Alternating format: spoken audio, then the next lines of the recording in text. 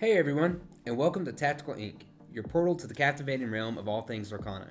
I'm Bradley. And I'm Alex. Into the Inklands has hit the shelves. Today we'll dive into the set, discussing its fresh mechanics, highlighting impactful cards, and identifying the best ones in the collection. So let's dive into dissecting this set, beginning with the section titled New and Improved. Here we'll explore the fresh mechanics, strategies, keywords, and other elements that are either newly introduced or have been enhanced with the release of Into the Inklands. Let's start by discussing the newest card type introduced, locations. So, locations join characters, actions, and items as the fourth card type. And when examining a location, you'll notice it has an ink cost, a move cost, and a willpower value. In the card's text, you'll find its effect, and some may even include lore. Like other card types, each location requires ink to play. Once on the battlefield, you can move your controlled characters to the location by paying its move cost. For example, it's 2 for this instance. Locations also possess willpower, indicating they can be damaged and challenged. While on the field, their effects and lore are active. At the start of each turn, after readying your characters, you gain lore equal to the amount shown on the location. Unlike characters questing or challenging, there's no need for ink to dry for your characters to move to these locations. You can play them and move them as long as you pay the move cost. And we got 18 locations to set. It will be interesting to see how much of an impact these locations have on the game. And I wonder, will people have to prepare their decks for these locations or not? Yeah, an interesting thing to note is that when you first play a location, you're not gaining the lore that turn, so in theory, your opponent could try to banish it before you ever get any value out of it. Also, there are cards like the Jim Hawkins Space Traveler who can play a location and automatically go to it for free on that first turn, giving you the value so quickly. I can see there being a lot of potential coming with all of these cards. Next up, we'll look at some new tribal themes, such as Titans, Puppies, and also a greatly improved tribal theme being Pirates. So let's start off with Titans. Into the Inklands introduced 4 Titan characters along with 1 character that supports them. The 4 Titans are Stratos, Tornado Titan, Hydros, Ice Titan, Lithos, Rock Titan, and Pyros, Lava Titan.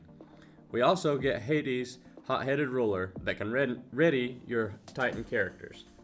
So individually, Stratos, his effect only works with other Titans, so he needs to be in a Titan-themed deck, exerting to gain lore to the number of Titans you control. Hydros can be in any deck, with the effect of exerting to exert a character. Lithos can give a character of your choice resist +2 when he exerts, so he can be useful in any deck. And the last Titans, Pyros, this is the one I think is the most interesting. When he banishes another character in a challenge, which means either player's turn by the way, you can ready a chosen character. So most cards that ready characters like Moana and Montanui says those characters cannot quest this turn. However, for Pyros, his effect doesn't say that. You can quest with, say, for lore with Flynn Rider, his own biggest fan. Challenge a character with Pyros, and ready Flynn again to gain another 4 lore. But combined with Hades, this makes it even more interesting. Have Pyros and Hades on the field, and whatever other Titans as well. Use your Titans' effects. Gain lore with Stratos, exert a character with Hydros, and give your Pyros resist with Lithos. Challenge exert a character from Hydros, and ready a character. This then activate Hades' effect, readying all your Titans to do it over again. This time, as you challenge a Pyros, ready your Hades, and you can keep doing this until you wipe out your opponent's board of characters. It is a lot of setup, but very intriguing. Right now, I don't see the tribal theme gonna be something that's very competitive, but it is cool. So the next theme we'll get into is puppies. We see Rolly, Patch, Lucky, and Dalmatian Puppy. I'm not sure how playable these 3 will be, even though Lucky seems to have a decent effect, especially for aggro decks. Being able to draw extra low-ink characters into your hand and then play them quickly could add up fast, and his effect adding extra lore to your characters could just put that aggro deck over the edge for the win. However, it's the next puppy that has caught our radar, Dalmatian Puppy Tailwagger. It costs 2 with 2 power and 3 willpower, and the effect that you can have up to 99 copies of Dalmatian Puppy in your deck. Yeah, and what makes this interesting is the card Pride Lands. Similar to the Titans, this would be a big setup. However, you need 2 Pride lands on the battlefield, with a prince or king at each location. So for this example, we'll say Simba Protective Cub. This will make your characters cost 2 less ink, which means you can play your puppies for free. But to make it even better, have Stitch Rockstar on the battlefield as you play your puppies, and you can pretty much play out your whole deck and swarm the field with 99 puppies. Next up we have brooms, a theme that seems to get little by little added into each set. We got 3 more broom characters, and a location called the Sorcerer's Tower that supports them. And I really don't think there's enough right now to really make an impact for this broom deck, but I do see on social media that so many people are ready to build a competitive broom deck. And maybe if Lorcana continues the trend of adding a few here and there, maybe eventually it'll be impactful down the road. Now let's get into our last tribal theme of the day, pirates. Now this by no means is a new tribal theme, with 8 characters in Chapter 1 already being pirates. However, it was expanded on tremendously with Into the Inklands adding another 10 cards that are pirates or have effects to boost your pirates. Some notable mentions are Piglet, Pooh Pirate Captain, Kakamora, Menacing Sailor that plays into Loss of Lore, and the Jolly Roger, giving your characters at that location rush. However, pirates can move there for free. And another pirate character that has caught my eye and will be very strong in the early game is Mr. Smee Bumbling Mate. He only costs 2 ink and is a 3/3, similar to Madam Mim's Snake, and he has 2 lore where she only does 1. Of course, there is a small downside where if you don't have a captain character in play, he'll end up getting damage dealt to himself over time to where he'll wipe himself out. But there's a lot of ways around this, and combining him with the pirate theme, putting him quickly into the Jolly Roger and challenging early on in the game, he could be an awesome character. So this set really focuses on locations and several mechanics already introduced. However, we do see some newer mechanics, one of those being Graveyard Recursion. And now we've seen cards like Hades, Lord of the Underworld, and Snow White, Well-Wisher bring cards from your discard to your hand. But now we have Perdita, Devoted Mother, that can bring back a character of 2 or less from your discard to the battlefield. And this happens whenever you play her or quest with her. However, I don't think Perdita is very good unless you can keep her alive and quest with her after you play her. Hades, Lord of the Underworld, is actually better in my opinion. He costs 2 less, so you can play him and get a character from your discard pile. So on turn 6, you can even play him, get a character that costs 2 or less, and play it immediately from your hand, basically being the same as Perdita. Yeah, she's sounding really good because she automatically puts something into play, but on turn 6, Hades could actually do the exact same thing. I feel like he's a better option all around. Another new mechanic introduced is moving damage counters around. We only got 3 cards so far, with Bestow a Gift, Mama Odie, Voice of Wisdom, and Maleficent, Mistress of All Evil. But for now, it's something to keep an eye on. Think of if an opponent plays Lilo Making a Wish on turn 1, and Simba Protective Cub turn 2, so you can't challenge Lilo. Well, with moving damage around, you could challenge Simba and use Bestow a Gift to move one of those damage counters from Simba to Lilo and banish her. And then there's Maleficent, which I think may be one of the more underrated cards so far in the set. Each time you draw a card, you can move damage around. And yeah, I've used this card on Alex, and it was actually impressive what it could do in a turn or 2. I think she was able to banish 4 or 5 characters in the 2 turns she was on the battlefield. She also pairs very well with another Amethyst Legendary that we will talk about later. Yeah, Maleficent can really punish you for having high willpower characters in play. In that example, I was using Hiram Flaversham, who has that 6 willpower, and she could move the damage to him and not banish him, then move it to somebody else, move it back and forth all over the place, and it just knocked everything off the board for me. Looking at other mechanics, we see plenty of them that were already introduced, but get boosts this set.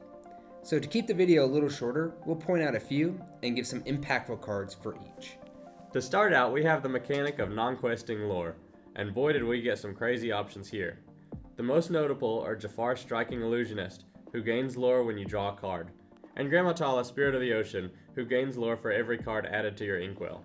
There's also Lucky Dime, which gives you lore equal to one of your character's lore value, Robin Hood's new Floodborn character gives you 2 lore whenever he banishes a character. Then there's the Blue Bodyguard, who gains 2 lore whenever he gets banished. And finally, you have a new song, The Boss is on a Roll, which gives you 1 lore when you sing it, and it's the only song that we have that can passively gain you lore. Ramp is also a mechanic that you see a lot of improvement. You have Pluto, Friendly Pooch, and the Pride Lands lowering the cost of your characters. A Friend Like Me, the location Montanui, and Grandma Tala, Keeper of Ancient Stories, add more ink. And even Mickey Mouse, Trumpeteer, just flat out playing a character for 2 ink. And one other that I think may be one of the best ink options we have in the entire game now is Mama Odie, Voice of Wisdom. So she can add the top card of your deck to your inkwell, face down and exerted, whenever you sing a song. You can do this multiple times in a turn pretty easily because you can sing songs for free, and you'll see that ramp going up very fast, allowing you to get to your Belle Strange But Special and Grandma Tala, Spirit of the Ocean, very quickly. Moving on, we'll take another look at the discard theme. Now there's 3 amazing cards that were added to discard, and I believe all of them are useful even in decks that are not specifically discard themed. They are Ursula Deceiver, Cursed Merfolk, and the Bare Necessities. Also, with the new addition of Morph, is it possible that we'll finally see Bell Hidden Archer being used successfully? Then we get a lot of item support, even an Amethyst with Magicka Dispel, the Midas Touch. Sapphire, of course, gets a lot of item support once again with cards like Audrey Ramirez, the Engineer, Scrooge McDuck, Uncle Moneybags, and the location, Bell's House. And of course, we have to mention the Lucky Dime, which is pretty up in the air right now as to how powerful this is. It could end up being amazing. It also seems like it's very slow. We'll just have to see what people can come up with. Now let's look at card draw. As usual, Amethyst gets most of the new card draw options. We have the Queen's Castle, potentially one of the best locations, which gives all characters at this location the same ability that Tragic Beast has, to draw an extra card at the start of your turn. Maleficent, Mistress of All Evil, is another draw engine. Then you have some 1 ink options to draw cards, such as Chernobog's Minions and the song It Calls Me. Notably, Emerald got a very good card draw option with Strike a Good Match. For a color that has struggled with card draw, this has been a huge help. Then we also have more cards that throw around damage. We see cards that are damaging characters or locations with cards like Baboom, and then along came Zeus. Also descending around ping damage with Sheriff of Nottingham, Corrupt Official, to a lot of damage with Hydra, Deadly Serpent. As far as hard removal, we've gained very few removal cards in this set.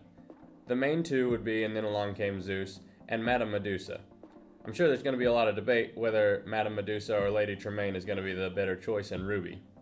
Some other indirect removal choices include Prince Eric, the Hydra, and Milo, King of Atlantis. For some non-character removal though, there's several new options. We have item removal through Rise of the Titans, Wildcat Mechanic, and Has My Heart. There's also location removal with And Then Along Came Zeus and Rise of the Titans. Aggro is another mechanic to see improvement, whether it be early challengers like Rafiki, Mystical Fighter, or early lore gain with cards like Simba, Scrappy Cub. We also see an early Reckless character similar to Gaston, but the stats are just organized a little different with Della Duck. Yeah, and that location, the Pride Lands, can get out of hand with aggro and questing for lore quickly. It's good to see some more options here that get away from this control theme that we've been seeing all the time with Ruby Amethyst. Another mechanic to talk about is Resist, which didn't get a lot of new cards this set, but one very solid character is John Silver Greedy Treasure Seeker, who gains more resist with every location that you have in play. Then you have Little John Resourceful Outlaw, who gives your bodyguard characters resist, making them even harder to take down. You also have Maui's Place of Exile, giving each character in that location resist +1, as well as a Vault Door item, which gives your locations and characters at any location resist +1. And we see a lot more evasive enter the game, with cards like Ariel Adventurous Collector or Stitch Covert Agent. We also see cards that give you evasive, such as Maui's Fishhook, and 2 locations, including Fang and RLS Legacy. Now let's look at Self-Infliction, which got one great new card, and that is the Hydra.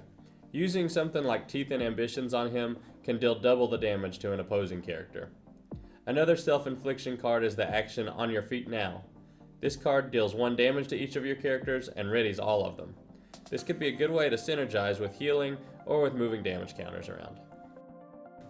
And we see more top deck manipulation with Jafar Lamp Thief, Aurelian Gyrosensor, the Boss is on a Roll, and the Sorcerer's Hat. These are cards I want to somehow work in with Mufasa Betrayed Leader someday. I was expecting we'd get more of this stuff this set when I saw the Sorcerer's Hat near the beginning of the reveals. Sadly, we didn't get a whole lot, but I still think it's going to go places eventually. Well, Into the Inklands gave us a lot of new songs to work with. A few of the best include The Bare Necessities, and Then Along Came Zeus, Strike a Good Match, and How Far I'll Go. We got 2 new singers, Miss Bianca with Singer 4, and Minnie Mouse Musical Artist with Singer 3.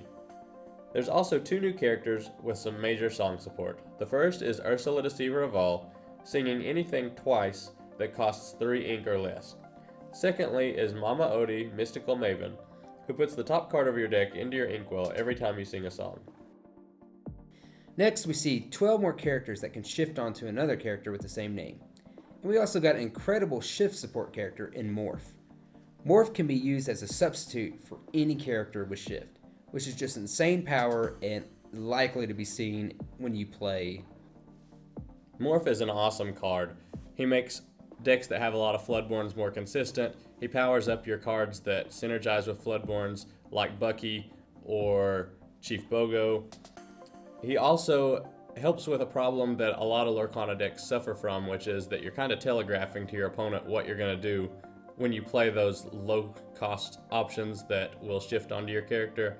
Now when you play Morph, they don't know what to expect and what character you're going to be putting out there. Bodyguards got some major buffs in this set. First, we've got Kita Royal Warrior, who's a steel version of Simba Protective Cub. There's 5 more bodyguard characters who were added, including Pluto Determined Defender, who will be a real pain to get rid of. To top it all off, we also got Little John Resourceful Outlaw, who gives all your bodyguards resist +1, and they gain 1 extra lore while questing. A full bodyguard themed deck might now be a possibility. We also see cards that either prevent challenging or lower damage in other ways than just bodyguard. This includes Simba Rightful King, Tiana's Palace, and Kita, Protector of Atlantis. Well, that's it for our new and improved themes, mechanics, and card types of the set. Now let's get into the cards that we think will have the most impact. Our minds will probably change several times through the next few months on what the most impactful cards are going to be, so don't judge us too harshly here. Yeah, even looking back at our Rise of the Floodborn set review, my mind has changed a lot on a lot of those cards now. These are just our opinions of what we think will be the most impactful. So with all that out of the way, Alex, kick us off the most impactful card for Amber this set. Yeah, the card I picked as most impactful for Amber is the Bare Necessities. This is a song that costs 2 ink and is inkable. It says chosen opponent reveals their hand and discards a non-character card of your choice. To me, this is one of the most pivotal cards that was brought into this set. For only 2 ink, or for free if you sing it, you get to look at your opponent's hand and you make them discard one of their most powerful cards, such as Be Prepared or A Whole New World. Notice you can also make them discard something else like an item or location, something like Fishbone Quill, the Bayou, or the Pride Lands. In the worst case scenario, if your opponent only has characters in their hand, you still get to see what they're working with at a pretty low cost. The Bare Necessities to me will be a staple in all Amber decks going forward, not just in discard theme. It's an amazing counter against key cards for almost every deck in the game. And yeah, I think one of the things that really makes this card just over the top good is the fact that it's a song and you can play it for free. That makes this card really, really good. Yeah, one combo I think you'll be seeing a lot is Cinderella Ballroom Sensation turn 1, and then play Bare Necessities for free on turn 2. So my Amber card I chose was Pluto, Friendly Pooch. Pluto is an Amber character that is uninkable and costs 1 ink. He has 0 strength, with 2 willpower and 1 lore. He is a Storyborn and ally with the effect called Good Dog. It says, exert this character. You pay 1 less ink for the next character you play this turn. So, I had a hard time choosing between 2 characters, Keita Protector of Atlantis and Pluto Friendly Pooch. But I decided to ultimately go with Pluto, just because I think we'll see him in more decks. Definitely could be wrong here. But Pluto is a lantern on a body. Just comes out a turn earlier. And we see how good Lantern is these past 2 sets, so getting character ramp 1 turn earlier is even better. And I think it's going to be seen quite a bit. For Amethyst's most impactful card, it'll be no surprise that our top choice is Jafar Striking Illusionist. He costs 7 ink and is inkable with Shift 5. He is an evasive character with 4 strength, 5 willpower, and 1 lore. His ability is aptly named Power Beyond Measure, and it says, during your turn while this character is exerted, whenever you draw a card, gain 1 lore. Now the deadly combo with Jafar is to sing a whole new world, drawing 7 cards and gaining 7 lore. Nothing else in the game can gain this much lore with so little setup. Jafar is so impactful that every new deck needs a way to counter him. Did I mention that he's evasive? Forget trying to challenge him, and at the same time, he'll be laughing as he banishes all of your evasive characters such as Minnie Mouse, Stylish Surfer. And since we already have Jafar on the list, I chose Maleficent, Mistress of All Evil. This is the card that we believe that is very underrated. And Maleficent is an Amethyst character that is inkable and costs 5 ink. She has 2 strength, 3 willpower, and 2 lore. She is a Storyborn, villain, and sorcerer. She has 2 effects. The first one is called Dark Knowledge that says, whenever this character quests, you may draw a card. The second effect is called Divination. It says, during your turn, when you draw a card, you may move 1 damage counter from chosen character to chosen opposing character. So I've seen a lot of people ranking this card lower on the totem pole of the legendaries released this set. Yes, the stats are laughable for a 5 ink cost and it dies to so many different things, but it can do a lot of work. Its first effect isn't anything special. Basically, it's a better version of the Queen, Wicked, and Vain, with weaker stats. Its second effect is what can get a little crazy. Maleficent shines while characters have damage and you're playing a whole new world, friends on the other side, and more. I currently run it in a Jafar deck that has a lot of card draw in it, and she removes threats off the field, especially after playing Tinkerbell Giant Fairy and moving all that damage around. I'm not saying it's the best card in the game, like I probably would argue with Jafar, but I do think looking at the rest of Amethyst release this set, it has potential to wreck boards and is excellent. Yeah, the fact that one of the best pairings with Amethyst right now is going to be Steel, and Steel does so much ping damage, really gives Maleficent an opportunity to shine moving that damage around. Next we've got Emerald, which got a bunch of great new cards and into the Inklands. It's hard to pick what's the best. One that can't be overlooked though is Ursula, Deceiver of All. She costs 3 ink, is inkable, has 2 strength, 3 willpower, and 1 lore. Her ability, What a Deal, says, whenever this character sings a song, you may play that song again from your discard for free. Then put it on the bottom of your deck. Songs are of course one of the most powerful things in Lorcana, and playing one twice can put you so far ahead there's no catching up. Ursula can only sing songs that cost 3 or less, but there's still a ton of amazing options out there. Mother Knows Best will take 2 characters off of the board now. Friends on the Other Side can draw a whopping 4 cards. Let the Storm Rage On deals 4 total damage and draws 2 cards. Basically, if Ursula is given a chance to sing, it may already be game over for your opponent. And my pick for Emerald is Morph, Space Goo. Morph is a 2-cost Emerald character that is inkable. It has 2 strength, 1 willpower, and 1 lore. It is a Storyborn, ally, and an alien. Its effect is called Mimicry. It says, you may play any character with shift on this character, as if this character had any name. Yes, its stats can be an issue, but the fact that Morph can literally be a shift target for all the Floodborns in the game right now really just make him feasible with any deck that has Floodborn. It is especially useful for characters that can't shift as early as turn 3 because they don't have the character with the ink cost that low yet. Some examples of this are Belle, Hidden Archer, and Beast, Tragic Hero. And I'm almost 100% sure that more Floodborn are coming. So Morph is just going to continue to be more and more valuable character. Looking into Ruby, the card I've chosen is Jim Hawkins' Space Traveler. He costs 5 ink, he's inkable with 4 strength, 4 willpower, and 2 lore. Jim has 2 abilities. The first, This Is It, says, when you play this character, you may play a location with cost 4 or less for free. His second ability, Take the Helm, says, whenever you play a location, this character may move there for free. Now, this is an exciting card that can make locations awesome.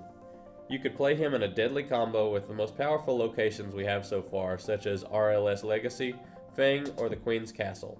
That's a tremendous value of 5 to 7 ink completely free and some huge threats that are hard to remove. And I chose Prince Eric, Expert Helmsman. Prince Eric is a Ruby character that costs 4 and is uninkable. He has 2 strength, 2 willpower, and 2 lore.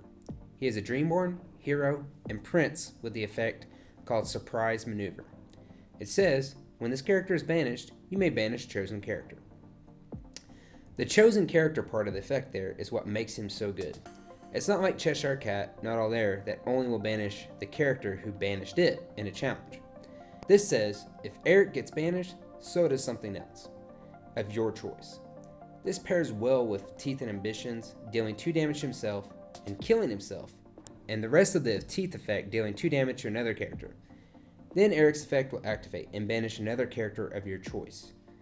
It is possible with Teeth and Ambitions to get rid of 2 opponents' characters. He is one of those cards that your opponent will want to use removal on and maybe open up chances for something bigger of yours to come out and avoid removal threats from your opponent. I love how he costs 4 ink, coming out right before your opponent would play Grab Your Swords. This is a great counter, and it's going to bring Grab Your Swords down a notch, because as soon as they play that, they're going to lose their best character. Moving on to Sapphire, I've chosen Grandma Tala, Spirit of the Ocean. She is a 7 ink character who is inkable and has shift 5. Grandma has 4 strength, 8 willpower, and 2 lore. Her ability, Do You Know Who You Are, says whenever a card is put into your inkwell, gain 1 lore. Sapphire loves ink acceleration, and this card is your reward for doing so. I love how well she pairs with Grandma Tala's Storyteller. Your opponent now has a hard choice, to either banish Storyteller and give you extra ink, or ignore Storyteller, which gives you a great shiftable target. It's nice to see Sapphire getting another big win condition besides just Bell Strange but Special and Tamatoa So Shiny. And the card I chose works well with her, because my pick was Mama Odie, Mystical Maven. Mama Odie is a 3-cost character that is uninkable. She has 1 strength, 3 willpower, and 1 lore. She is a Storyborn and Mentor with the effect called This Is Going to Be Good. It says, whenever you play a song, you may put the top card of your deck into your inkwell, face down, and exert it. So I will first say that I've not really played around with this card that much, and not seen many play around with it either. However, just the fact that you can play her, sing a song or two, and immediately get an additional 1 or 2 ink is just amazing to me. And they keep releasing more and more songs that are lower cost that you can play multiple a turn. There are currently 27 songs that cost 3 or less, and you could probably play multiple in 1 turn, even at turn 3. So the more sets that come out with these early songs, the better she gets. And if you have Ursula, Deceiver of All, singing a song while you have Mama Odie on the battlefield, you're going to get 2 ink due to Ursula copying that song. Rounding out the most impactful cards for this set, my top choice going into Steel is And Then Along Came Zeus. This is a song that costs 4 ink and is uninkable. It simply says, deal 5 damage to chosen character or location. This song will be a powerful removal option against some of the biggest threats in the game. It takes out characters like Jafar Striking Illusionist, Beast Relentless, Tragic Beast, Stitch Rockstar, Giant Tinkerbell, and Maui Hero to All. Right now there's also very few cards that can remove locations, and this is one of your best choices. And for Steel, I chose Sheriff of Nottingham. Sheriff of Nottingham is a 4-cost Steel character that is uninkable. He has 2 strength and 4 willpower with 1 lore. He is a Dreamborn and a villain with the effect Taxes Should Hurt. It says, whenever you discard a card, you may deal 1 damage to chosen opponent character. So if it wasn't for Jafar Striking Illusionist, this may have been on my radar for best card or top 3. It pairs with so many cards. You have Simba Future King and Cinderella Knight in Training that draw a card and discard a card. You have A Whole New World, who can make the sheriff deal damage to pretty much everything. You have Beast Relentless, who just got a whole lot better dude in Nottingham, being able to almost be OP with him. And we have the new location, Bayou, that just makes this card even better. There's just so much support for him already that he just comes in and becomes immediately a threat. He's a great counter to some other things in the game as well. The discard theme is going to struggle whenever they're playing against the sheriff because he's going to be damaging their characters all over the place. Also, if you have 5 cards in your hand when Jafar Striking Illusionist goes and plays that Whole New World and you discard those 5 cards, that's enough to take Jafar out right there using the sheriff. Now we get into our next section, the best cards. We look at each card type, which is character, action, items, and location, and we'll tell you what we think the best card of that type is for this set. So Bradley, what do you think the best character is in Into the Inklands, and why? So I'm going to go with Jafar Striking Illusionist. Just the potential to play him and end a game while the opponent has to sit and watch is just insane to me.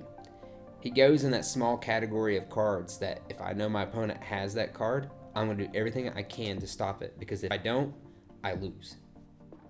I have to agree, Jafar is the best character in the set. To me, the next best thing is Pluto Friendly Pooch. That's right, a tiny 1-ink character gets the cheese. He is a lantern on a body, and costing 1 less than lantern makes a huge difference. Now you can play a 3-ink character on turn 2, or you could choose to flood the board with 3 more 1-ink characters. Just imagine playing all 4 Plutos by turn 2. On turn 3, you could play a 7-ink character. Now this situation is very unlikely, but you can see how Pluto's ramp could build up super fast. Alright, so moving on to actions. Alex, what do you think the best action is Into the Inklands? I have to give this to the Bare Necessities. This song just answers multiple problems in one card. It stops the most powerful songs, it acts as an item or location removal, and it gives you key insight into your opponent's hand. My choice is And Then Along Came Zeus. Dealing 5 damage to a character or location makes it a good card, but being able to sing it for free, man, it just makes it even deadlier. There are only about 20 or fewer characters and locations that have 6 or more willpower that are playable, so it can kill most of the things you'll see hit the field. So what do you think the best item in the set is? So I chose the lamp. Yes, it's specific to 2 characters, but in a Jafar deck, you're going to have 12 plus copies of Jafar and maybe running a few genies in there as well. And if you control both, you get both parts of its effects. So it's pretty decent for an item. Yeah, I hadn't even thought about that. That if you have Jafar and Genie in play at the same time, then you're going to get double the effect. That is pretty cool. To be honest, items didn't get much love Into the Inklands, and I guess the best one to me would be the map of Treasure Planet. If location-themed decks become a big deal, this card will be a big part of the reason. You automatically can play all the vanilla 1-ink locations for free. Your characters could also move to locations cheaper, or even for free, to somewhere that's powerful like the Queen's Castle. And finally, Alex, what do you think the best location is? My pick for the best location is going to be the Pride Lands. This card is an aggro player's dream. When you put a prince or king character here, I'm looking at you, Simba Bodyguard, then you could flood the board with 1-ink characters completely for free. Combine that with the power of Stitch Rockstar's card draw, and you could swarm the board like no other. And my pick is the Queen's Castle. Just the amount of cards you can draw from this can be insane. It keeps growing on me, and I love it more and more every time I see it. Alright, so looking at the set as a whole, and looking at the grade scale of A+ being the best and F being the worst, what grade would you give Into the Inklands? Yeah, and with that, I'm going to cautiously give this set an A myself, because I love how much it has balanced some portions of the game out, with things like the Bare Necessities or Ursula Deceiver to counteract some of the control that we've seen dominating the metagame. At the same time, there are some real potential for the game to get just crazy powerful as new sets are released, with things like Jafar, Striking Illusionist, or even things like the Pride Lands. I could see some insane combos happening based off of the abilities that some of these cards have. But if the developers have done as good as they had on these first 3 sets, they'll just keep balancing it out, and I expect that that's what we'll see. This is an amazing set, and I love what they're doing with locations. I'm excited to keep playing it and see how the metagame progresses. So I give this set an A-. The number one thing I can say about this set is how well they introduced a new card type into this set. I was honestly kind of worried how they would handle it, but I think they knocked it out of the park. While there are cards that focus on locations, they didn't stray away from adding other new things, and they didn't stray away from themes and mechanics that were already being used in the meta or even in casual play. The only negative thing I can really see right now is how much a whole new world's power just increased, even more due just to a few cards in the set. It's not just Stillsong anymore. You also have the Jafar loving group and the Sheriff loving group. It's just crazy how much power was introduced with just a few cards in the set. Well, that's all for today. What do you think about this set? What are the cards that you think will be impactful? Tell us in the comments below. And be sure to follow us on social media to keep up to date on the latest Tactical Ink news. Also, be sure to like, subscribe, and turn on notifications so you can tune in every Friday for a new episode of Tactical Ink. See you next week.